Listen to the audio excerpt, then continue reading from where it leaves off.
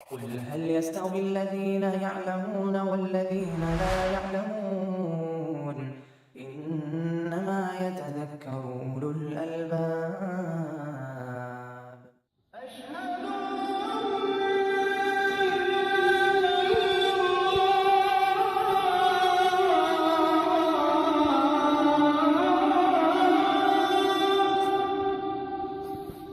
بسم الله والحمد لله والصلاة والسلام على رسول الله وعلى آله وأصحابه ومن اهتدى بهداه أما بعد فعن أبي هريرة رضي الله تعالى عنه أن النبي صلى الله عليه وآله وسلم قال إذا صليتم على الميت فأخلصوا له الدعاء رواه أبو داود وصححه ابن حبان۔ ابو ہریرہ رضی اللہ عنہ سے روایت ہے، بے شک نبی کریم صلی اللہ علیہ وسلم نے فرمایا، جب تم میت پر نماز جنازہ پڑھو تو اس کے لیے دعا کو خالص کرو۔ ابو داؤد نے اس کی حدیث کی روایت کی ہے اور ابن حبان نے اس کو صحیح کہا۔ جو سند آئی ہے اس حدیث کی ابو داؤد میں، اس میں محمد بن اسحاق ہے جو مدلس ہے، انہوں نے محمد بن ابراہیم سے عن کے ذریعے روایت کیا، اور آپ کو معلوم ہے کہ مدلس جب عن کے ذریعے روایت کرے تو اس کی حدیث ضعیف ہوتی ہے جب تک کہ وہ حدثنی یا سمعتو کی صراحت نہ کر دے۔ الحمدللہ ابن حبان کی ایک دوسری سند آئی ہے، اس کے اندر محمد بن اسحاق نے محمد بن ابراہیم سے روایت کرنے میں تحدیث کی صراحت کر دی ہے، اس لیے تدلیس کا معاملہ ختم ہو گیا اور حدیث الحمدللہ حسن درجے کی ہو گئی۔ میت پر اخلاص کے ساتھ دعا کرنی چاہیے۔ اخلاص کا دو مطلب ہے، جو واضح مطلب ہے اور انشاءاللہ وہی صحیح مذہب ہے اور مطلب ہے وہ یہ ہے کہ خصوصیت کے ساتھ میت کے لیے ہی دعا کی جائے۔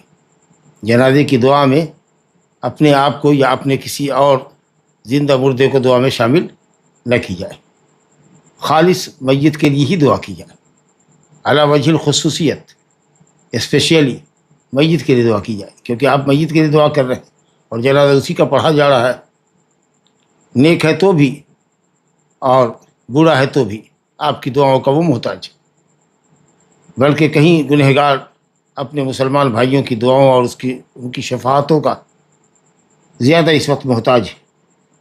تو اس لیے جنازے کی دعا میں صرف میت کے لیے دعا کی جائے، کسی اور کے لیے میت کے ساتھ دعا نہ کی جائے۔ یہ ہے اخلاص کا مطلب، خالص اسی کے لیے کرو، اسپیشلی اسی کے لیے کرو، علی وجہ الخصوصیت، اللہ کہ وہ دعا جو آئی ہے اللہم اغفر لحینا و میتنا، تو اس طرح کی جو معصورت دعا کے اندر جو جمع کا صیغہ استعمال کیا گیا ہے، جس کے اندر میت اور میت کے ساتھ تمام دوسرے شریک ہیں تو اور بات ہے، لیکن اسپیشلی اللہم اغفر لہ ولی والدیہ ورحمہ ورحمنا، اللہم اغفر لہ واغفر لنا، اللہم ارحمہ ورحمنا، اللہم ادخلہ الجنہ وادخلنا۔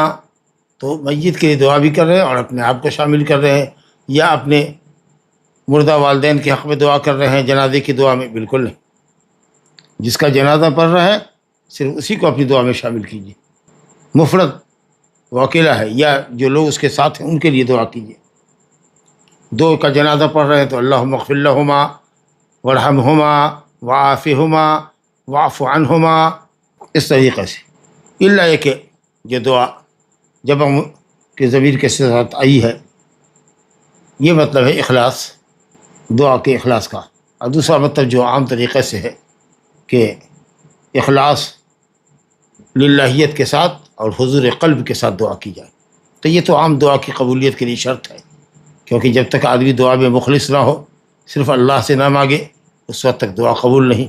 شرکیہ دعاؤں کو اللہ قبول نہیں کرتا، اور عاجزی اور حضور قلب کے ساتھ دعا کرے، کیونکہ اللہ تعالیٰ متکبر کو اور ساہی اور غافل اور لاہی، جس کی توجہ دعا کی طرف مائل نہ ہو، جی کہیں اور خیالات کی دنیا میں بھٹک رہا ہے، یا اللہ کر رہا ہے، لیکن حضور قلب نہیں ہے، اخلاص اور للہیت نہیں ہے، گریہ زاری اور الحاح نہیں ہے، تو ظاہر ہے کہ بے روح کی دعا ہے، تو وہ تو ایک عام شرط ہے تمام دعاؤں کے لیے. لیکن چلیے کوئی حرج نہیں، دونوں معنی مراد لیجیے کہ اخلاص اور حضور قلب کے ساتھ دعا کیجیے اور اسپیشلی مردے کے لیے دعا کیجیے. دوسری حدیث جو ہمارے سامنے ہے ابو ہریرہ رضی اللہ عنہ سے روایت ہے، عن ابی ہریرہ رضی اللہ عنہ عن النبی صلی اللہ علیہ وسلم قال اسرعوا بالجنازہ فإن تک صالحة فخیر تقدمونها الیہ وإن تک سوى ذلك فشر تضعونه عن رقابکم، متفق علیہ. جنازہ میں جلدی کرو، اس میں یا تو میت کا فائدہ ہے یا میت کے گھر والوں کا فائدہ.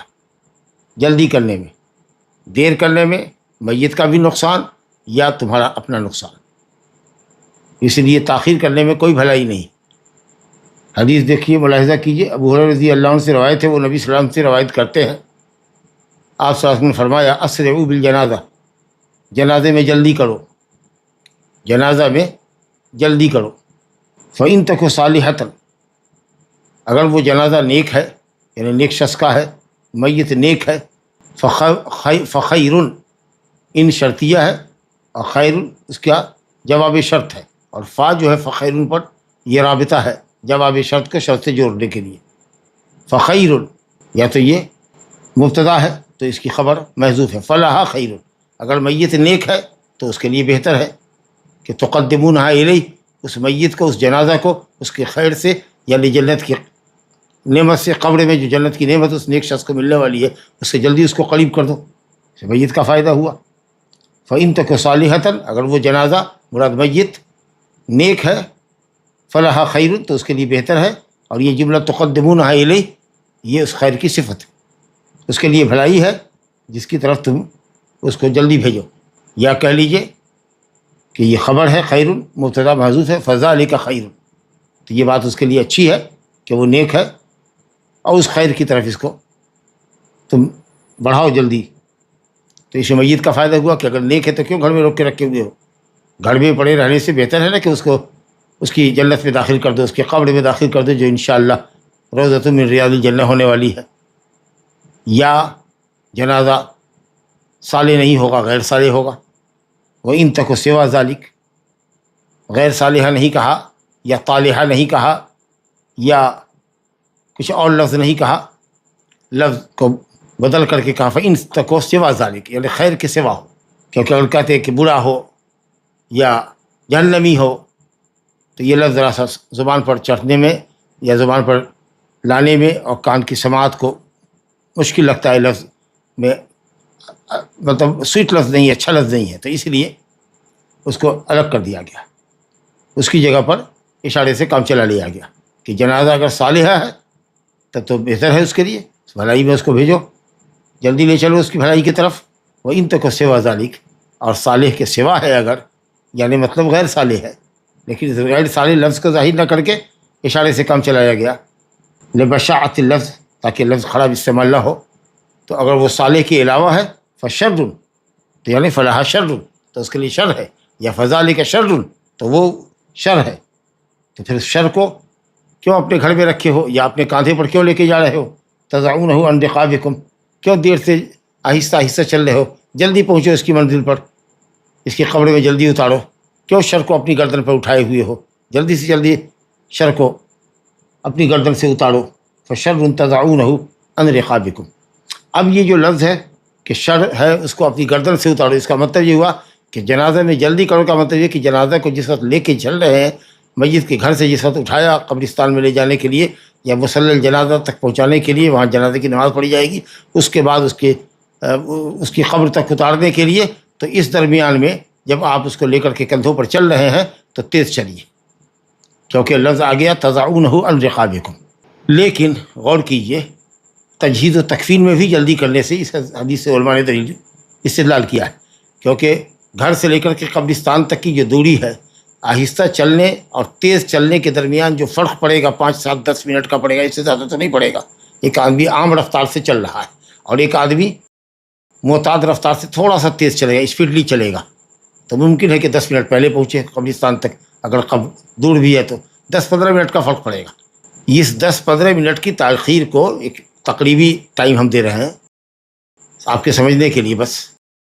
تو اتنی تاخیر اگر شریعت گوارا نہیں کر رہی ہے کہ شر کو اتارو، تو گھنٹوں نہیں بلکہ دن اور 2 دن جو میت کو آپ گھر میں روک کے رکھے ہوئے ہیں کہ بدیش سے، باہر سے، لندن سے، امریکہ سے، سعودی سے، کویت سے، قطر سے، ہندوستان میں یا بہار میں دور افتادہ علاقے میں، گاؤں دیہات میں اس کا بیٹا آئے گا تو کل جا کر کے تجہیز و تکفین ہوگی، 24 گھنٹے کے بعد، 36 گھنٹے کے بعد، 48 گھنٹے کے بعد۔ یہ کتنا بڑا ظلم ہے اس میت کے ساتھ۔ اگر وہ نیک ہے تو آپ اس کی نیکی اور اس کی جنت اور اس کی نعمت جو قبر میں اس کو حاصل ہونے والی ہے، اس سے اس کو محروم کیے ہوئے، اور اگر وہ شر ہے تو اس شر کی موٹڑی کو، گٹھڑی کو آپ اپنے گھر میں رکھے ہوئے۔ جب شریعت اتنا گوارا نہیں کرتی ہے کہ چلنے میں تیز چلو تاکہ جلد سے جلد اپنی گردن سے اتارو، تو بھلا یہ بات کیسے مناسب ہوگی کہ آپ یہ کہیں کہ صاحب یہ حکم صرف جنازہ لے کر چلنے کی صورت میں ہے، باقی دن 2 دن میت کو گھر میں رکھا جا سکتا؟ یہ بالکل اس حکمت کے خلاف ہے جو حکمت یہاں بتائی گئی ہے، فخیر تقدمونہ الیہ یا فشر تضعونہ عن رقابکم، خیر کی طرف اس کو جلدی کرو نیک ہے تو، اور اگر برا ہے تو شر کو اپنے گردن سے اتارو۔ اب اگر لفظ رقاب کی بنیاد پر یہ لوگوں نے استدلال کیا تو آپ یہ کہہ سکتے ہیں نا کہ مانوی شے بھی ہوتی ہے جس کو لوگ کہتے ہیں بھائی اپنی ذمہ داری کو اپنی گردن سے اتارو، یعنی اپنی ذمہ داری کو ادا کرو۔ تو میت کی تجہیز و تکفین جو تمہارے ذمہ امانت ہے، اس امانت کو اپنی گردن سے اتارو، یعنی ذمہ داری کو جلد سے جلد انجام دو۔ یہی مطلب نہیں ہے کہ صاحب لاش آپ اٹھائے ہوئے ہیں تو یہ مراد ہے، یہ بھی ہو سکتا ہے کہ ذمہ داری کو گردن سے چڑھانے کی کہاوت ہے نا، یا ہمارے عام بول چال میں بھی ہوتی ہے، یہ بات آتی ہے نا کہ بھائی یہ ذمہ داری آپ نے اپنے کندھے سے اتار دی، جی بیٹی کی شادی کا بڑا بوجھ تھا ہمارے کندھے پر، ماشاءاللہ میں نے شادی کر دی اور بوجھ میں نے اپنے کندھے سے اتار دیا۔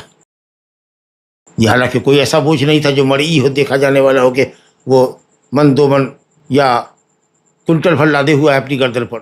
تو معانی کے لیے بھی، ذمہ داریوں کے لیے بھی یہ لفظ استعمال ہوتا ہے۔ تو الحمدللہ صرف لفظ رقاب سے جو بعض علماء نے، خاص کہ امام نووی وغیرہ نے استدلال کیا ہے کہ یہ حکم صرف چلنے کی صورت میں ہے، جی، یا ابن الملقن نے ذکر کیا ہے، یہ مفہوم بالکل صحیح نہیں ہے، بلکہ دونوں معنی صحیح ہے۔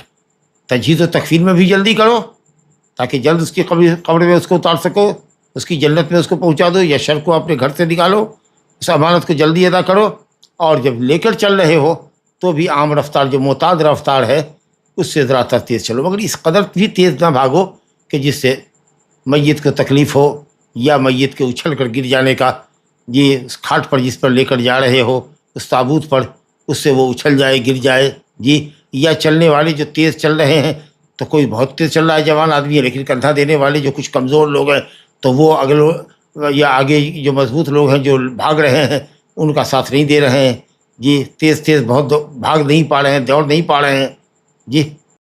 تو اس لیے تیز تو چلنا ہے لیکن رفق اور مہربانی کے ساتھ اور نرمی کے ساتھ چلنا ہے، عام رفتار سے تیز چلو، لیکن بالکل نہیں کہ صاحب دوڑ ہی رہے ہیں اور پیچھے لوگوں کو دوڑا رہے ہیں۔ اب پھر آدمی اٹھاتا کتنا آدمی میت کو کندھا دیتا ہے، 4 8 10 یہی نا، اور ماشاءاللہ 500 آدمی چل رہے ہیں۔ تو یہ جو ہوگا کہ شر کو اپنی گردن سے اتارو، اگر یہی مطلوب ہے تو وہ شر کتنے لوگوں کی گردن پر ہے جس کو اتارنے کے لیے آپ کہہ رہے ہیں کہ راستے میں تو تیز چلو، لیکن جنازہ اگر گھر میں کئی گھنٹے بھی ہے یا کئی دن بھی ہے تو کوئی حرج نہیں ہے۔ یہ حکم صرف میت کو لے کر چلنے کے وقت ہے کہ جنازہ کو لے کر کے تیز چلو، یہ مفہوم بالکل صحیح نہیں ہے۔ تو الحمدللہ دونوں حالت مراد لیں، میت بڑے تجہیز و تکفین میں جلدی کیجیے، چند ساعت جتنے میں آپ اس کی تجہیز و تکفین کر سکیں اور قبر کھودی جا سکے۔ بہت سی جگہوں پر تو قبر کھودی ہوئی رہتی ہے، تیار رہتی ہے، لیکن عام طریقے سے شہروں میں یا دیہاتوں میں میت مرتا ہے، اس کے بعد کسی کھودنے والے کو بلایا جاتا ہے، اگر گاؤں میں کچھ لوگ ہیں کھودنے والے تو انہوں نے تطوعاً ثواب کی غرض سے کر دیا، اور نہیں تو کرائے پر آدمی ہے، اپنی بستی میں نہیں ہے تو دوسری بستی سے بلایا، اس کو آنے میں 2 گھنٹہ وقت لگا، پھر وہ جا کر کے قبر کھودے گا، پھر اس کے اوپر پھر وہ تختہ وغیرہ پاٹتے ہیں، اس کے کاٹنے میں، اس کو تیار کرنے میں 4 5 گھنٹے کا وقت لگ سکتا ہے۔ تو اگر 4 5 گھنٹے کا وقت ہے کہ کوئی فجر کے بعد مڑا ہے یا 8 بجے 10 بجے مڑا ہے تو اس کو ظہر تک، عصر تک، یا جمعہ کی نماز کا دن ہے تو جمعہ کی نماز تک اس کو مؤخر کیجیے، جتنے میں تجہیز و تکفین اور قبر کی کھدائی وغیرہ مکمل ہو سکے۔ اس درمیان میں جس کو آنا ہوگا قرب و جوار سے لوگ آ جائیں گے، باقی جو لوگ ہیں عزیز و قریب دوست احباب اگر وہ آتے ہیں تو پھر قبر پر جنازہ پڑھنے کا بھی آپشن موجود ہے، لیکن یہ کہ 24 گھنٹہ 48 گھنٹہ آپ انتظار کر رہے ہیں تو بڑا ظلم عظیم میت کے ساتھ. لا الہ الا اللہ. لیکن ہاں مصلحت ہو، مثلا جاڑے کی رات ہے، اب میت عصر کے وقت کسی شخص کی روح نکلی ہے، اب عشاء کے بعد اس کے تجہیز و تکفیر میں لوگ شرکت نہیں کر سکیں گے، بہت ٹھنڈی رات ہے، تاریک رات ہے جی، اور صبح تک کچھ اچھے لوگوں کی شرکت کی توقع ہے، تو چلیے میت کے فائدے کے لیے صبح تک انتظار کر لیتے ہیں، صبح 8-10 بجے کے درمیان میں تجہیز و تکفیر کر دیں گے. تو کوئی شرعی مصلحت اگر ہو تو چند گھنٹے تاخیر کیے جا سکتے ہیں. لیکن یہ کہ رشتے دار آ رہا ہے لندن سے، امریکہ سے، اس کے لیے انتظار کر رہے ہیں جی، وہیں سے بیٹے نے کہہ دیا، چاہے وہ نماز پڑھتا ہو یا نہ پڑھتا ہو، زندگی میں ماں باپ کا فرما بردار رہا ہو نہیں رہا ہو، اب اس وقت وہ اپنی بنوت کا، بیٹے ہونے کا فائدہ اور پاور کا استعمال کرتا ہے. نہیں، ہمارے باپ کی لاش کو رو کے رکھو. اب بیچاری ماں گھر میں کیا کرے، چپ چاپ ہے، وہ بیٹے کا منہ دیکھ رہی ہے کہ آئے گا تو ناراض ہوگا. لوگ بھی بے بس ہے، کیسے اس کے باپ کو ہم بغیر اس کی اجازت کے دفنا دیں. لوگوں کو اللہ سے اس معاملے میں ڈرنا چاہیے. اور پھر ایک خاص جو مسئلہ ہے وہ یہ اس کی طرف اشارہ ہے کہ میت کو کندھا دینا چاہیے، اللہ کہ بہت دور قبرستان ہو، میلوں دور ہو، کئی کلومیٹر ہو، جہاں تک لوگ کندھے پر نہیں لے جا سکتے ہیں تو سواری پر لے جائیے. ایمبولینس وغیرہ پر لوگ لے جاتے ہیں، یا کوئی خاص گاڑی ہوتی ہے اس پر لے جاتے ہیں، لیکن دور ہو تب. اب نزدیک ہے، 1-8 کلومیٹر کے فاصلے پر ہے، اس کو بھی آپ گاڑی پر لے جا رہے ہیں، بالکل نہیں، کندھے پر لے جا رہے ہیں، جس کا بڑا ثواب بھی ہوتا ہے آپ کو. اب پھر یہ ہے کہ آدمی جب کندھا بدلتا رہتا ہے اور لاش کے ساتھ چلتا رہتا ہے آگے پیچھے دائیں بائیں، تو پھر اپنی موت کو بھی یاد کرتا ہے. تو ایک تو یہ کہ سنت کی مخالفت ہے کہ بلا ضرورت آپ گردن پر نہ لے جا کر کے، کندھوں پر نہ اٹھا کر کے گاڑی پر اٹھا رہے ہیں. دوسرے یہ کہ گاڑی پر لے جانے میں جو فائدہ مطلوب ہے کندھے پر اٹھانے کا، کہ آدمی اپنی آخرت کو یاد کرے، اپنے انجام کو یاد کرے، وہ جو فائدہ گردن پر اٹھا کر لے جانے کو میں حاصل ہوگا وہ بہرحال گاڑی سے لے جانے میں فائدہ حاصل نہیں ہوتا ہے. واللہ اعلم. جنازے میں شرکت کی بڑی فضیلت ہے، اور کفن دفن تک رہنا، کفنا کر دفنا کر نماز جنازہ پڑھ کر کے اور میت کو دفنا کر جی مٹی ڈال کر، اور الحمدللہ کمال انصراف یہ ہے کہ قبرستان سے یا قبرگاہ سے یا اس کے قبر سے کب پلٹیں، جب اس کے لیے آپ دعائے رحمت، مغفرت اور دعائے تثبیت، ثبات قدمی کی دعا جب آپ کر لیں تب لکھ لیں تو بڑا ثواب ہے. بہت سے لوگ جنازہ پڑھ کے ہٹ جاتے ہیں، قبرستان تک نہیں جاتے، مٹی دینے کے لیے نہیں جاتے. اور اگر کچھ لوگوں نے مٹی دے دی تو مٹی دیا، ہاتھ جھاڑا، اور اس کے بعد وہ چلے جاتے ہیں.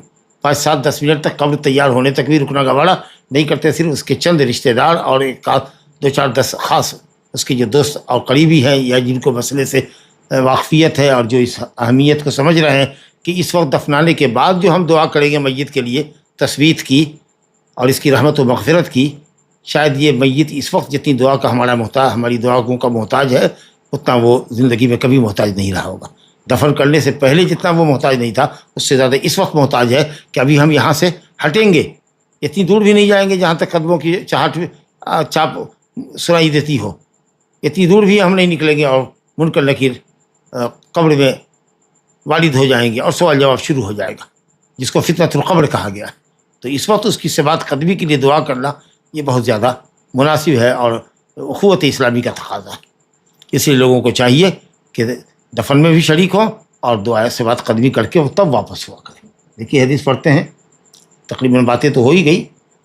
عن ابی ہریرہ رضی اللہ عنہ قال قال رسول اللہ صلی اللہ علیہ وسلم من شہد الجنازۃ حتى يصلى عليها فله قيراط ومن شهدها حتى تدفن فله قيراطان قيل وما القيراطان قال مثل الجبلين العظيمين متفق عليه ولمسلم حتى توضع في اللحد وللبخاري من تبع جنازة مسلم إيمانا واحتسابا وكان معه حتى يصلى عليها ويفرغ من دفنها وكان معه حتى يصلى عليها ويفرغ من دفنها فإنه يرجع بقيراطين كل قيراط مثل أحد. ابو ہریرہ رضی اللہ عنہ فرماتے ہیں رسول اللہ صلی اللہ علیہ وسلم نے فرمایا جو جنازے میں حاضر ہوا، جو شخص جنازے میں حاضر ہوا، حتیٰ یصلی علیہا، یہاں تک کہ اس پر نماز جنازہ پڑھی جائے، یعنی نماز جنازہ تک وہ اس کے ساتھ رہا، جنازے میں حاضر ہوا اور نماز پڑھنے تک رہا، یعنی نماز اس نے پڑھ لی، فلہ قیراط، تو اس کو ایک قیراط ملے گا. ومن شہدہا، اور جو جنازہ میں حاضر ہوا اور وہ اس کے ساتھ رہا یہاں تک کہ وہ مردہ دفن کر دیا جائے، یعنی جنازے میں بھی رہا اور دفن میں بھی شریک رہا، فلہ قیراتان، تو اس کا ثواب 2 قیرات تک پہنچے گا۔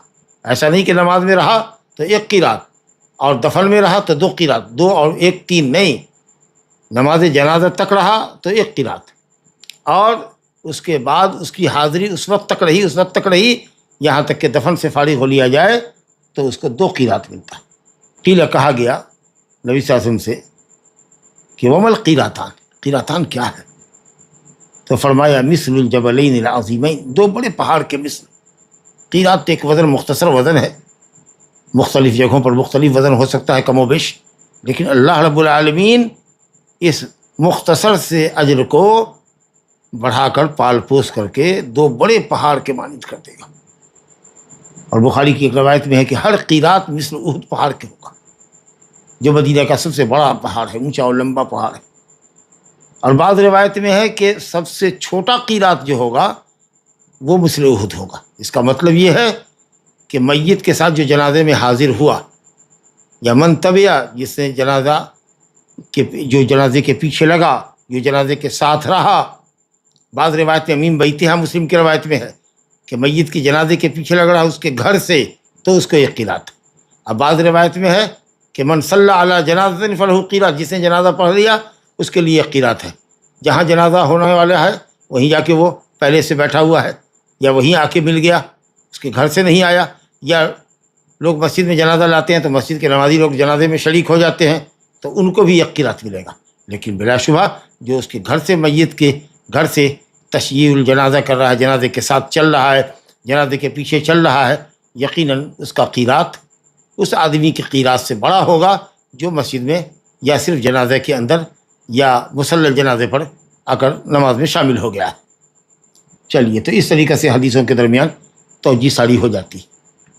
چلیے صاحب، اس میں جو ہے کہ جو جنازے میں شریک ہو نماز میں اور ساتھ رہے جنازے کے یہاں تک کہ دفن کر دیا جائے، تو تدفن کے لفظ کو مسلم میں ہے ایک دوسری سند، حتی توضع فی اللحد، قبر میں میت اتار دی جائے، رکھ دی جائے۔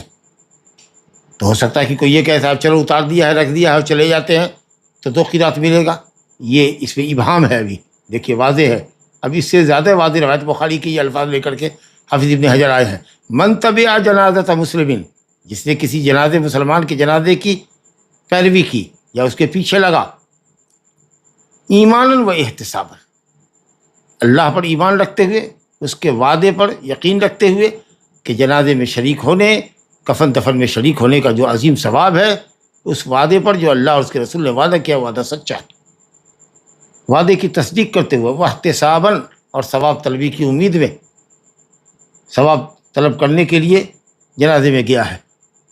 یہ نہیں کہ وہ ہمارے باپ کے جنازے میں گیا تھا تو ہم جا رہے ہیں، یا اس لیے نہیں کہ صاحب کوئی بڑا آدمی ہے نہیں جائیں گے تو وہ ناراض ہو جائے گا، مجاملتاً کر رہے ہیں، چاپلوسی میں جا رہے ہیں، یا ریاکاری کے لیے جا رہے ہیں، اور بار بار میت کے بیٹوں کے سامنے جو عہدے پر ہے یا منسٹر ہے یا کسی بڑا آدمی ہے تو بار بار اس کے پاس جا کر کے سلامی بجا لانے تاکہ وہ دیکھے کہ ہاں فلاں فلاں لوگ ہمارے باپ کے جنازے میں شریک ہیں، تاکہ ان کی توجہ ہمارے اوپر ہو۔ لا حول ولا قوت الا باللہ۔ یعنی ہر چیز میں لوگوں کو، دینی امور اور دینی عبادات کے اندر بھی لوگوں کو دنیاوی منفعت نظر آتی ہے۔ فلا حول ولا قوت الا باللہ۔ کسی بھی مسلمان کے جنازے میں اگر آپ جاتے ہیں، شرط یہی ہے ثواب کی، 1 قیرات لیں یا 2 قیرات ملے آپ کو، نماز پڑھ کے لوٹتے ہیں 1 قیرات، دفن کر کے لوٹتے ہیں 2 قیرات، یہ شرط ہے۔ اس کے لیے وہ ثواب مشروط ہے اس بات کے اوپر کہ آپ کی نیت خالص ہونی چاہیے، ثواب کی نیت ہونی چاہیے، اللہ کے وعدے پر یقین ہونا چاہیے۔ وَكَانَ مَعَهُ، شریک رہا، جنازے کے ساتھ چلا، ایمانا و احتسابا، اور شریک رہا یہاں تک کہ اس پر جنازہ پڑھا گیا، وَيُفْرَغَ مِن دَفْنِهَا، اور اس کے دفن سے فارغ ہو لیا جائے، اس وقت تک شریک رہا، یعنی دفن ہونے تک، صرف قبر میں اتارے جانے تک نہیں، دفن کر دیا گیا، یعنی اس کے اوپر مٹی چڑھا دی گئی، حتیٰ تدفنا، یہاں تک کہ دفن کر دیا گیا، دفن سے فراغت ہو گئی، میت کی تدفین عمل میں آ گئی۔ تدفین کا مطلب یہ نہیں کہ آپ قبر میں اتار دیا، بس قبر کو تیار کریں گے، اس میں جو قبر سے کھدائی کے وقت میں جو مٹی نکلی ہے وہ مٹی کو رکھ کر کے جب قبر کو کوہان نما بنا دیں گے، بیچ میں کچھ اٹھا ہوا، تب جا کے آپ کی قبر تیار ہوئی۔ تو اب آپ جب لوٹ رہے ہیں تدفین کے بعد فإنہ یرجع بقیراتین، تو ایسا آدمی 2 قیرات لے کر لوٹے گا، یہ 2 بڑے پہاڑ کے مثل ہے۔ فرمایا گیا کل قیرات مثل احد، ہر قیرات مثل احد ہے۔ تو الحمدللہ تمام روایتوں کو سامنے رکھتے ہوئے کسی میں ہے من صلی علیہا ثم رجع، نماز پڑھ کے لوٹ گیا تو 1 قیرات، کسی میں ہے کہ من تبعہا من بیتہا، جنازے کے پیچھے لگا، جنازہ جہاں سے چلا تھا، جس گھر سے چلا تھا وہاں سے پیچھے لگا تو ثواب ملے گا۔ تو الحمدللہ بہتر تو یہ ہے کہ وہاں سے آدمی جائے، لیکن ہر کسی کے لیے میت کے گھر تک جانا ممکن نہیں ہوتا ہے، تو کوئی بھی کہیں سے مختلف جہات سے ایک مصلی جنازہ پہ پہنچتا ہے یا قبرستان پہنچتا ہے یا کسی مسجد میں جہاں جنازہ ہونا ہوتا ہے وہیں لوگ پہنچ جاتے ہیں، تو انشاءاللہ تعالیٰ ان کو بھی ثواب ملے گا۔ لیکن ظاہر ہے کہ جو گھر سے آ رہے ہیں اور گھر سے کندھا دے کر کے لا رہے ہیں مصلی جنازہ تک یا مسجد تک جہاں جنازہ ہونی ہے، تو اس کا تو ظاہر معاملہ ہے کہ بڑا ثواب ہے، جیسا کہ مسلم میں من خرج مع جنازۃ من بیتہا وصلی علیہا ثم اتبعہا حتی تدفن کان لہ قیراتان من اجر۔ تو چلیے جنازے میں شرکت کرنے پر بھی 1 قیرات اور گھر سے آنے میں بھی 1 قیرات، لیکن گھر سے ساتھ لگنے میں بڑا قیرات ملے گا انشاءاللہ، بڑا پہاڑ ملے گا ثواب کا۔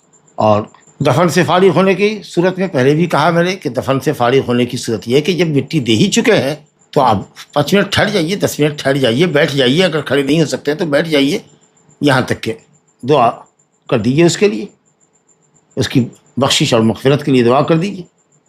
اس میں یہ ہوتا ہے کہ آپ جب دفن میں بھی شریک ہوں گے، مردہ اتارا جا رہا ہے قبر میں، اس کی قبر تیار کی جا رہی ہے، اس کے اوپر مٹی ڈالی جا رہی ہے، تو ایسی صورت میں آپ تو بڑے فضل کے مستحق ہوتے ہیں۔ دوسرے یہ کہ میت کا ایک مسلمان کا جو حق ہے کہ دوسرے مسلمان پر ہے کہ جنازہ پڑھے، اس کو قبر میں اتارے، اس کے اوپر مٹی ڈالے، یہ حق ہوتا ہے۔ پھر رشتہ داروں اور اس کے گھر والوں کی، اہل میت کی تطیب خاطر بھی ہے کہ آپ اس کو ڈھارس دے رہے ہیں اور لوگ سمجھ رہے ہیں کہ صاحب یہ لوگ ہماری میت میں شریک ہیں، ہمارے غم میں شریک ہیں اور میت کے دفن میں شریک ہیں، اس کے لیے دعا کرنے والے ہیں۔ تو اس طریقے سے یہ سب تو فوائد ہے ہی، خود اپنا فائدہ یہ ہے کہ صاحب جب وہاں ہم ہوتے ہیں اور مردہ قبر میں دفنایا جا رہا ہوتا ہے، اس میں مٹی ڈالی جا رہی ہوتی ہے، قبر تیار کی جا رہی ہوتی ہے، تو اس وقت انسان کو مردوں کو دیکھ کر، قبرستان کو دیکھ کر وہاں ٹھہرنے سے آدمی کو معزت اور عبرت حاصل ہوتی ہے، دل نرم ہوتا ہے، آخرت کی یاد آتی ہے، انسان اپنی موت کو یاد کرتا ہے۔ یہ اس طرح کے بڑے فوائد ہیں۔ لا الہ الا اللہ۔ چلیے صاحب، اب جنازے میں ساتھ چل رہے لوگ، جس کو تشییع الجنازہ کہتے ہیں، جنازے کے ساتھ چلنا، تو کیسے چلیں؟ سب لوگ پیچھے رہیں یا آگے بھی چل سکتے ہیں، دائیں بائیں بھی چل سکتے ہیں، پیچھے بھی چل سکتے ہیں؟ چلنے والوں کی، تشییع الجنازہ کرنے والوں کی، جنازہ کے ساتھ چلنے والوں کی، چاہے وہ گھر سے مصلی الجنازہ تک آتے ہوں یا مصلی الجنازہ سے لے کر قبرستان تک آتے ہوں، اس کی قبر تک آتے ہوں، کیا کیفیت ہوگی چلنے والوں کی؟ یہ حدیث دیکھیے، عن سالم عن ابیہ رضی اللہ عنہ انہ رأى النبی صلی اللہ علیہ وسلم وابا بکر وعمر یمشون امام الجنازۃ، رواہ الخمسہ وصححہ ابن حبان وأعلہ النسائی وطائفۃ بالارسال۔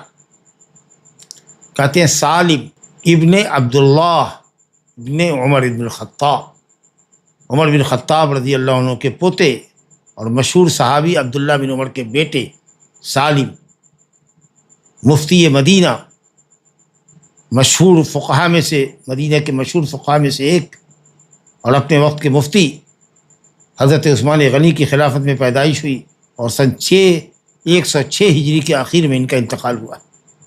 بڑے عالم، بڑے امام اور زاہد، بڑے حافظ حدیث، کتب ستہ میں الحمدللہ حدیث موجود ہیں ان سے۔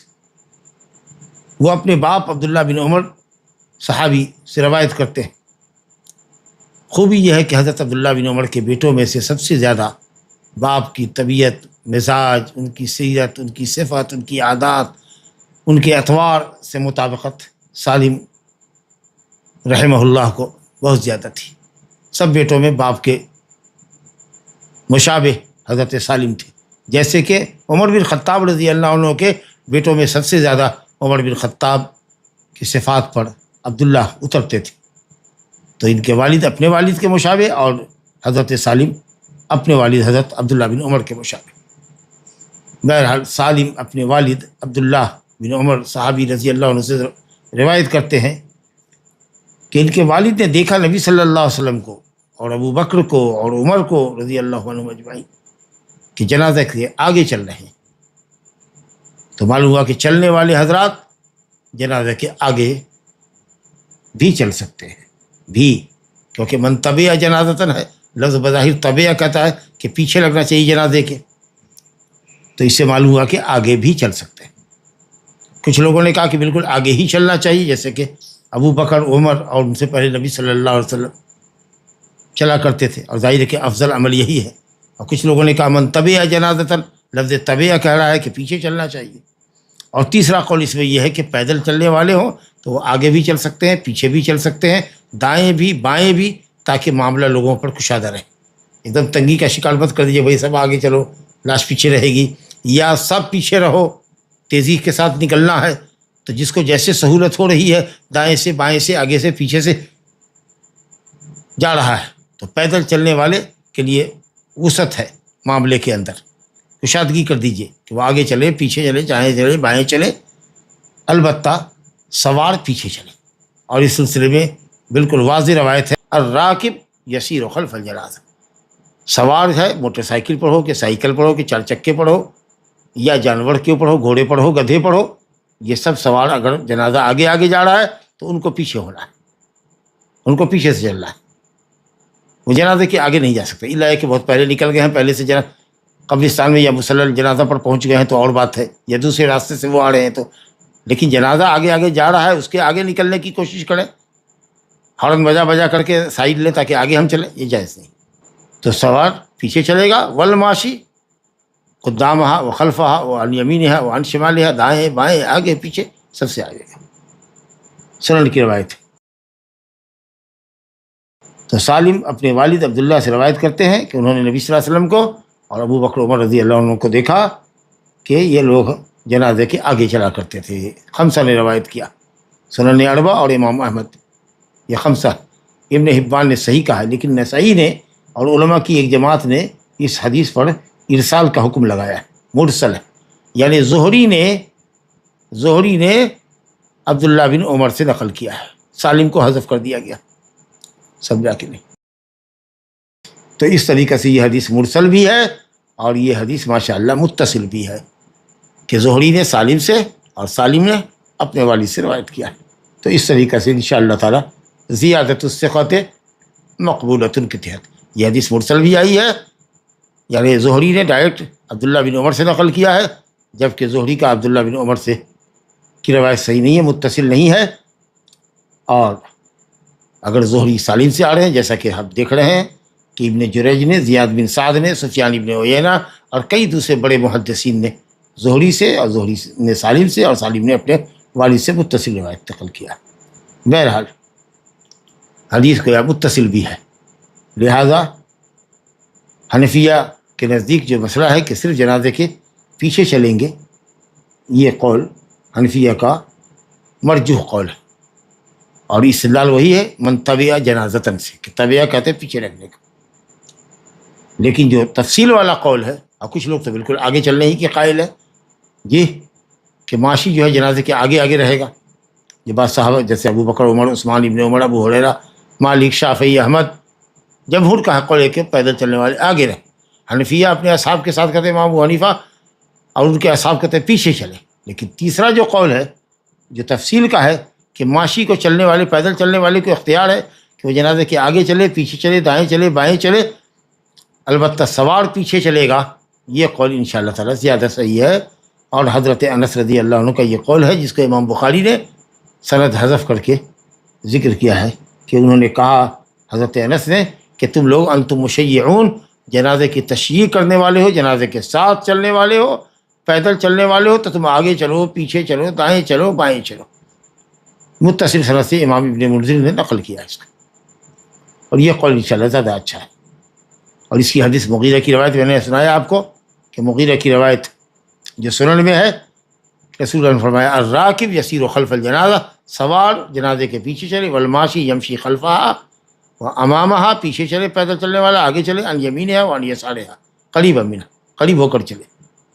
اب یہ نہیں کہ آگے آگے بہت دور بھاگ رہے ہیں، بیچ میں بہت لمبا گیپ ہے، دائیں بہت دور سے جا رہے ہیں، سب لوگ گھیرے ہوئے ہیں, آگے بھی چل رہے ہیں, دائیں بائیں, اور پیچھے بھی ہیں, اور جنازہ کچھ تیزی کے ساتھ لے جایا جا رہا. تو انشاءاللہ اس معاملے میں اگر اس حدیث پر عمل کرتے ہیں تو تفصیل بھی ہے, اور آگے چلنے کا بھی ثبوت ہے کہ ابو بکر عمر اور نبی صلی اللہ علیہ وسلم آگے چلا کرتے تھے, اور یہ حدیث کی وضاحت کر رہی ہے. اور پیدل چلنے والوں کے لیے تھوڑی سی وسعت بھی ہو جائے گی کہ وہ کسی طرف سے بھی جلدی جلدی پہنچیں گے مصلی الجنازے تک, البتہ سوار پیچھے ہی چلے, جیسا کہ حدیث مغیرہ سے ثابت ہوا, واللہ اعلم. اب کیا جنازے میں عورتیں شریک ہو سکتی ہیں مردوں کے پیچھے پیچھے, جنازے کے پیچھے پیچھے؟ کیا قبرستان تک جا سکتی ہے, مصلی الجنازے تک جا سکتی ہیں گھر سے باہر؟ اللہ ہے کہ مصلی آبادی کے اندر ہو, یا یہ ہے کہ صاحب مسجد کے اندر جنازہ پڑھا جا رہا ہو اور عورتوں کا اپنا ایک بلاک ہے جس میں عورتیں بھی ہیں, تو اور بات ہے. لیکن یہ کہ کیا وہ باہر نکل کر کے مصلی الجنازہ تک جا سکتی ہیں, قبرستان تک جا سکتی ہیں؟ تو ممانعت ہے. لیکن وہ ممانعت یا نہیں تنزیہی ہے کہ تحریمی ہے, اس میں فقہا کا اختلاف. حدیث سامنے ہے, عن ام عطیہ رضی اللہ عنہا قالت نہینا عن اتباع الجنائز ولم یعزم علینا, متفق علیہ. ام عطیہ رضی اللہ عنہا سے روایتیں کہتی ہیں کہ ہمیں جنازے کے پیچھے لگنے سے تو منع کیا گیا, پیچھے چلنے سے منع کیا گیا, یعنی جنازے میں شرکت سے منع کیا. پیچھے چلنے کا ہوتا ہے یہ نہیں کہ پیچھے نہ چلو آگے چلو, یہ مطلب نہیں ہے. جنازے میں شرکت سے ہم کو منع کر دیا گیا. لیکن کہتے ولم یعزم علینا, لیکن ہم پر بہت تاکید نہیں کی گئی, یعنی سختی سے منع نہیں کیا گیا. منع کیا نہیں جا سکتی, لیکن اب اسی میں وعید فرماتے, سختی سے بگڑتے, ڈانٹ ٹپٹ کا انداز ہوتا, زجر و توبیخ کا انداز ہوتا. تو یہ محترمہ انصاریہ صحابیہ رضی اللہ عنہا کہتی ہیں کہ ولم یعزم علینا, ہم پر تاکید نہیں کی گئی, سختی نہیں کی گئی. اس کا مطلب یہ کہ یہ کہہ رہی ہیں کہ صاحب مکروہ تنزیہی ہے, اور یہی علماء کی جماعت کہتی ہے, اور جمہور اہل علم یہی کہتے ہیں جی. لیکن جیسا کہ ہم سب جانتے ہیں کہ نہیں کہ اصل یہ ہے کہ وہ حرمت سے درات کرے, الا کہ قرینہ پایا جائے جو حرمت سے کراہت کی طرف پھیرنے والا ہو. تو اس لیے اصل نہیں کے اندر تو یہی حرمت ہی ہے, کوئی صارف نہیں ہے یہاں پر. باقی رہا ہے کہ یہ ان کا گمان ہے کہ نبی صلی اللہ علیہ وسلم نے منع تو فرمایا, لیکن سختی سے نہیں منع فرمایا, یعنی وعید نہیں فرمائی, یا زجر و توبیخ کا انداز نہیں تھا جس سے یہ سمجھے کہ صاحب حرمت ہو. تو یہ ان کی ذاتی سمجھ ہے. لیکن اصل یہ ہے, جو قاعدہ ہے کہ اصل امر کا اصل یہ ہے کہ وہ وجوب پر دلالت کرے جب تک کہ دلیل استحباب نہ ہو, اور نہیں کہ اصل یہ ہے کہ وہ حرمت پر دلالت کرتی ہے جب تک کہ دلیل صارف نہ ہو کہ حرمت سے کراہت کی طرف ہو جائے. تو نبی صلی اللہ علیہ وسلم کے قول میں حجت ہے کہ آپ نے منع فرمایا, تو منع فرمایا حرام ہے, سمجھا کہ نہیں؟ تو تحریم کا قول مضبوط ہے, اور اس کی دو وجہ. ایک تو یہ ہے کہ صاحب عورتیں اگر نکلتی ہے تو آپ سمجھتے ہی ہیں کہ فتنے کو دعوت دیتی ہے, یا دعوت دینا ہوگا. جو ہلا اور جزا اور گھبراہٹ اور بے چینی جو عورتوں کے اندر ہوتی ہے, خاص کہ جب دیکھیں گی کہ میت قبر میں اتاری جا رہی ہے, تو اس وقت جو اس کی کیفیت ہوگی, حزن کا جو اظہار ہوگا, ممکن ہے کہ وہ صبر نہ کر سکے, دھاڑے مار کے رونے لگے. تو یہ کیفیت ہوتی ہے. یہ جنازہ کندھے پر اٹھایا جاتا ہے جب گھر سے, تو عورتیں رونے لگتی ہے, آواز سے رونے لگتی ہے, یہاں تک کہ ان کو چپ کرایا جاتا ہے. اگر وہ ساتھ ساتھ چل رہی ہوں, گردن سے اتاری جا رہی ہوں, میت اتاری جا رہی ہو, قبر میں اتاری جا رہی, تو اس وقت اور اس کے صبر کا پیمانہ چھلک جائے گا. اور دوسرے یہ ہے کہ راستے میں بھیڑ بھاڑ رہتی ہے, تو ازدحام میں اختلاط مرد و زن بھی ہو سکتا ہے جی, ایک دوسرے کو دھکا لگ سکتے ہیں. تو اس طریقے سے راستے میں یا مقبرہ میں مکان اور جگہ کی تنگی کی وجہ سے مردوں کا اختلاط عورتوں سے یہ منکر عظیم ہوگا, اور حرام کا جو وسیلہ ہو وہ بھی حرام ہوتا ہے. تو اس لیے عورتوں کے لیے جنازے میں شرکت, باہر مصلی الجنازہ پہ جا کے شرکت کرنا یا قبرستان تک جانا راجح قول میں حرام ہے.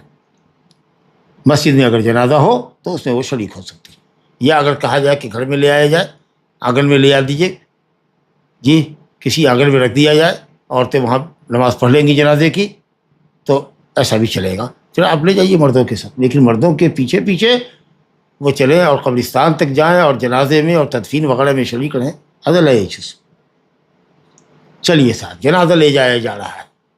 اب آپ اپنے اپنے گھروں پر بیٹھے ہوئے ہیں, اپنے اپنے دالان میں بیٹھے ہوئے ہیں, سڑک کنارے بیٹھے ہوئے ہیں, چائے خانے میں بیٹھے ہوئے ہیں, جنازہ لے جایا جا رہا ہے. چاہے مسلمان کا ہو کہ غیر مسلم کا ہو, تو اٹھ جانے کا حکم تھا کہ اٹھ جاؤ, موت کی ہولناکی موت تو بہرحال ماحول. کہا یا رسول اللہ یہودیہ کا جنازہ جا رہا, کسی یہودی کا جنازہ جا رہا. کہا کہ کیا وہ نفس نہیں ہے, کیا وہ جان نہیں تھا؟ ظاہر ہے کہ یہودی کے اندر بھی جان ہے. تو موت ہے. موت کو دیکھ کر کے, کسی کی موت کو دیکھ کر کے آدمی کو گھبراہٹ پیدا ہوتی ہے, اپنی موت یاد آتی ہے.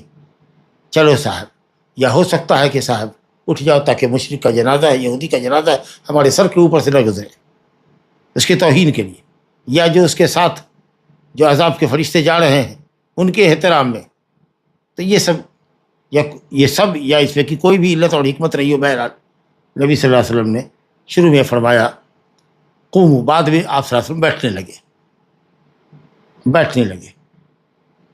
حدیث دیکھیے, عن ابی سعید الخدری رضی اللہ عنہ ان رسول اللہ صلی اللہ علیہ وسلم قال اذا رأيتم الجنازة فقوموا فمن تبعها فلا يجلس حتى توضع, متفق علیہ. ابو سعید خدری رضی اللہ عنہ کہتے ہیں کہ رسول اللہ نے فرمایا جب جنازہ کو دیکھو فقوموا, تو کھڑے ہو جاؤ. تو یہ تو اس شخص کے لیے ہوا کہ جس کے پاس سے جنازہ گزارا جا رہا ہے اور آپ بیٹھے ہیں تو کھڑے ہو جائیے. لیکن جو لوگ جنازے کے ساتھ جا رہے ہیں, کہا فمن تبعہا, جو جنازے کے پیچھے جا رہا ہے, فلا یجلس, وہ نہ بیٹھے, حتی توضع, جب یہاں تک کہ جنازہ رکھ دیا جائے. اب رکھ دیا جائے کہاں؟ قبر میں رکھ دیا جائے, اس وقت تک کھڑے رہنا ہے. یا یہ ہے کہ گردن سے اتار کر کے رکھ دیا جائے, یہاں جنازہ کی نماز ہونی ہے. یا جنازہ پڑھ کے اگر جا رہے ہیں تو قبر کے پاس رکھ دیا جائے, تاکہ وہاں سے قبر کے 45 سے قبر میں اتاریں گے میت کو, تو جب تک کہ وہ گردن سے اتار کے زمین پہ نہ رکھ دیا جائے اس وقت تک پر نہ بیٹھو اے لوگوں جو میت کے ساتھ جا رہے ہو. یا مراد یہ ہے کہ قبر میں اتار دیا جائے یا کہ گردن سے لاش اتار کے رکھ دی جائے, اختلاف ہے اہل علم کا. لیکن صحیح یہ ہے حتی توضع عن مناکب الرجال, مردوں کے کندھے سے اتار دی جائے. تو کندھے سے اتارنا مقصود ہے, یہی زیادہ صحیح ہے.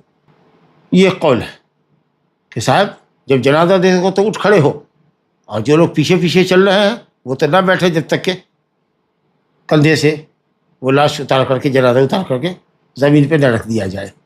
تو اب یہ جو صورت ہے کہ جنازے میں جانے والے حضرات نہ بیٹھے جب تک کہ گردن سے لاش نیچے زمین پہ نہ ڈال دی جائے, یہ. اور اسی طریقے سے جنازہ لے جایا جا رہا ہو تو جو لوگ بیٹھے ہوئے ہیں ان کے لیے اٹھنے کا جو مسئلہ ہے وہ مسئلہ یہ ہے کہ صاحب یہ منسوخ ہے. کہتے ہیں کہ منسوخ.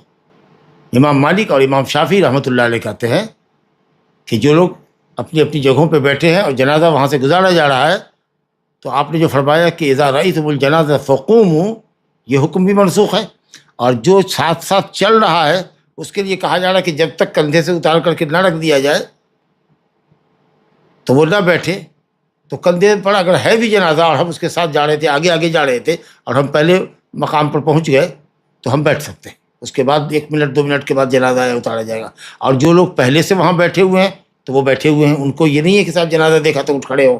تو یہ کہتے ہیں کہ جنازہ کو دیکھ کر کھڑے ہونے کا مسئلہ, یا مشیعین ساتھ چلنے والوں کے لیے بیٹھنے کا مسئلہ, جی کہ جب تک کہ جنازہ نہ اتارا جائے کندھے سے تب تک نہ بیٹھو, یہ سارے احکام جو ہیں قیام سے متعلق کہتے ہیں منسوخ ہے. یہ کون کہتے ہیں؟ مالکی اور شافعی. اور دلیل مسلم میں حضرت علی رضی اللہ عنہ کی روایت ہے, کہتے ہیں کہ ہم نے رسول اللہ صلی اللہ علیہ وسلم کو کھڑے ہوتے ہوئے دیکھا جنازے کے وقت, تو ہم لوگ کھڑے ہو گئے. وقعد فقعدنا, اور نبی صلی اللہ علیہ وسلم بیٹھے تو ہم لوگ بھی بیٹھ گئے, یعنی جنازے کے اندر. تو گویا کہ یہ حضرات کہنا یہ چاہتے ہیں کہ آخری معاملہ جو تھا نبی صلی اللہ علیہ وسلم کی زندگی کا, 2 معاملے میں جو آخری معاملہ تھا بعد میں جو ہوا وہ یہ ہے کہ جنازہ کو دیکھ کر آپ کھڑے نہیں ہوتے تھے, بیٹھ جاتے تھے. گویا کہ وہ معاملہ جو کھڑے ہونے کا ہے وہ امر منسوخ ہے. باقی جو دوسرے لوگ ہیں, حنفیہ ہیں, حنابلہ ہے, اور صحابہ اور تابعین کی ایک جماعت ہے, وہ یہ کہتی ہے کہ نہیں صاحب, جو جنازے کے ساتھ چل رہا ہے وہ نہ بیٹھے جب تک کہ جنازہ رکھ نہ دیا جائے. اور ایک تیسرا قول یہ ہے کہ صاحب جنازہ دیکھ کر کے اٹھ جانا, جنازہ لے جایا جا رہا ہے اور ہم اپنے گھر پہ بیٹھے ہوئے ہیں, اپنے دلال میں بیٹھے ہوئے ہیں, سڑک کنارے بیٹھے ہوئے ہیں اور جنازہ جا رہا ہے تو بھی اٹھ جانا چاہیے. کہتے ہیں کہ نبی صلی اللہ علیہ وسلم کھڑے ہوئے پھر بیٹھ گئے. تو فقوموا جو کہا تھا آپ نے وہ قوموا امر کے لیے تھا, امر ہے, وجوب کے لیے تھا. بعد میں نبی صلی اللہ علیہ وسلم بیٹھ گئے, نہیں اٹھے, اس کا مطلب یہ ہوا کہ بیٹھنا بھی جائز ہے. تو کہتے ہیں کہ کھڑا ہو جانا افضل ہے اور بیٹھنا جائز ہے. اگر اس طریقے سے توجہ کرتے تو کسی کو منسوخ ماننے کی ضرورت نہیں. شروع میں آپ کہتے تھے جنازہ دیکھو تو کھڑے ہو جاؤ، یہ جو قوموں کا صیغہ ہے وجوب کے اوپر داد کرتا ہے، امر ہے. بعد میں نبی صلی اللہ علیہ وسلم نہیں اٹھتے تھے. اس کا مطلب یہ ہوا کہ آپ کا نہ اٹھنا، بیٹھے رہنا اس وجوب کو ندب کی طرف پھر رہا ہے کہ اگر آج بھی کوئی کسی میت کو دیکھے کہ اس کے پاس سے گزاری جا رہی ہے تو بہتر ہے کہ اٹھ جائے، ورنہ جائز ہے کہ وہ بیٹھا رہے. تو ایک قول یہ ہے، سمجھا کہ. تو کچھ علماء یہ کہتے ہیں کہ صاحب منسوخ ہے معاملہ، اور کچھ یہ کہتے ہیں کہ صاحب اوروں کے لیے تو منسوخ ہے، لیکن جو مشیعین ہیں جنازے کے ساتھ چلنے والے ان کو بہرحال جب تک کہ کندھے سے جنازہ اتار کر رکھ نہیں دیا جاتا زمین پر تب تک بیٹھنا نہیں چاہیے.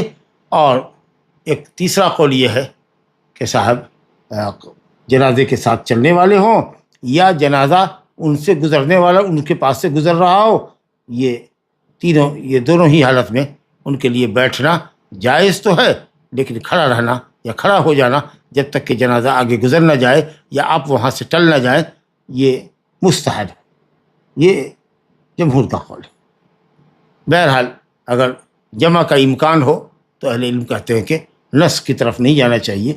تو یہ کہ صاحب منسوخ نہ مانے اور اس کو استحباب پر محمول رکھے کھڑے ہونے کو، اور بیٹھ جانے کو جواز پر محمول کرے تو انشاءاللہ تعالی اچھی توجہ یہ بھی ہے. واللہ اعلم. اب جیسا کہ میں نے بتایا حتیٰ توضع کا مطلب ایک روایت میں ہے کہ صاحب حتیٰ توضع فی اللحد، حتیٰ توضع فی اللحد، یہ حتیٰ توضع فی اللحد. اور ایک روایت میں ہے کہ حتیٰ توضع علی مناکب الرجال. امام بخاری نے باب قائم کیا ہے حتیٰ توضع علی مناکب الرجال، جی حتیٰ توضع علی الارض سوری کی سند میں ہے. اور ایک سند ہے ابو معاویہ کی، ابو معاویہ الضریر نابینا تھے، وہ سہیل بن ابی صالح سے روایت کرتے ہیں، وہ ابو ہریرہ سے روایت کرتے ہیں حتیٰ توضع فی اللحد، قبر میں اتار دیا جائے تب تک کھڑے رہو. لیکن یہی حدیث ابو معاویہ کے مقابلے میں سفیان ثوری سے آئی ہے، اور باقی سہیل اپنے والد ابو صالح سے، ابو ہریرہ سے، یہاں ہے حتیٰ توضع علی الارض. امام ابو داؤد نے کہا کہ یہ جو ثوری والی روایت ہے سفیان ثوری کی یہ زیادہ صحیح ہے، کیونکہ ثوری ابو معاویہ کے مقابلے میں احفظ ہے.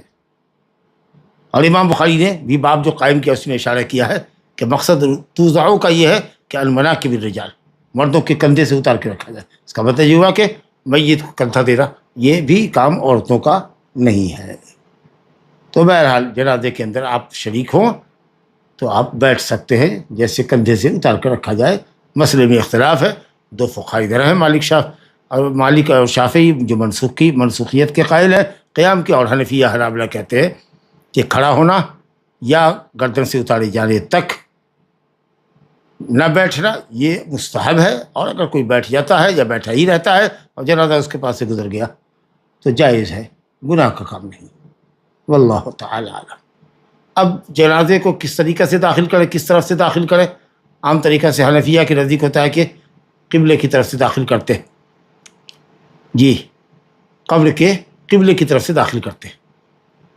اور سنت یہ ہے کہ پائے میں لے جائیے، پوری کھاٹ کو قبر کے پائے میں لے جائیے، ادھر میت کا پاؤں رہے گا اور وہاں سے اس کو اتاریے، پائے سے قبر میں اتاریے، گڑے میں اتاریے، جی یہ سنت.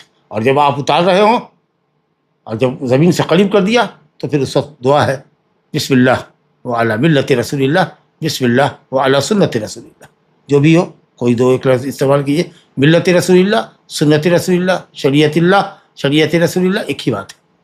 ابو اسحاق السبیعی یا السبیعی، سین کے فتح اور با کے کسرے کے ساتھ، کوفی مشہور تابعی ہے لیکن مدلس تھے.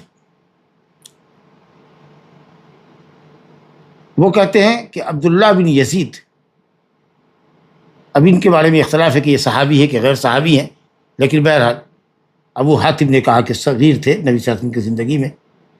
اگر رویت ثابت ہے تو بہرحال بڑی بات ہے.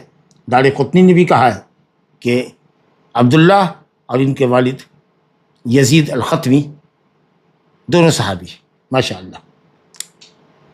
تو ابو اسحاق السبیعی کہتے کہ اللہ عبداللہ ابن یزید ادخل المیت، بالکل واضح کر دیا۔ اس کا مطلب یہ ہے کہ یہاں تہمت تدریس بھی نہیں ہے کہ عبداللہ بن یزید نے میت کو داخل کیا من قبل رجل القبر، قبر کے پیتالے سے، قبر کے پیتالے سے، یعنی اس طرف قبر کی اس جانب سے جدھر میت کی ٹانگیں ہوں گی، اس طرف سے آپ داخل کیجیے۔ انہوں نے داخل کیا اور کہا ھذا من السنہ، عبداللہ بن یزید کا یہ کہنا ھذا من السنہ، صحابی کا من السنہ کہنا مرفوع حدیث کے حکم میں ہے۔ اگر کوئی صحابی کہے ھذا من السنہ یا کنا امرنا یا کنا نؤمر بکذا فی عہد نبی صلی اللہ علیہ وسلم، اس طرح سے نبی صلی اللہ علیہ وسلم کے عہد مبارک میں ہمیں حکم دیا جاتا تھا، یا یہ عمل سنت سے ہے، سنت کا عمل ہے، تو وہ حکم میں مرفوع کیا ہوتا ہے۔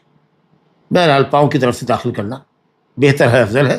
علماء نے کہا کہ اگر قبلے کی طرف سے داخل کر لیا جائے بھی تو کوئی حرج کی بات نہیں ہے، یہ افضلیت کا معاملہ ہے، لیکن بہرحال سنت احق و یتبع، احق و تتبع، سنت زیادہ لائق ہے کہ اس کی پیروی کی جائے۔ لا الہ الا اللہ۔ اب قبر میں داخل کرنے کے وقت کیا پڑھنا ہے، جب بھی بتایا، عن ابن عمر رضی اللہ عنہما عن النبی صلی اللہ علیہ وسلم قال اذا وضعتم موتاکم فی القبور فقولوا بسم اللہ وعلی ملت رسول اللہ۔ یہ پڑھ کے داخل کرو قبروں میں مردوں کو جب رکھو تو۔